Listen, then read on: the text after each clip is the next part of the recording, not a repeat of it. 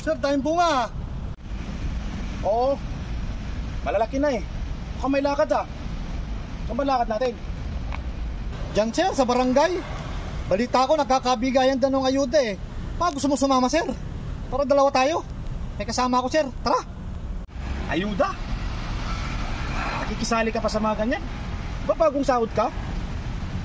Hayaan mo na yung mga ano dyan, yung mga walang trabaho.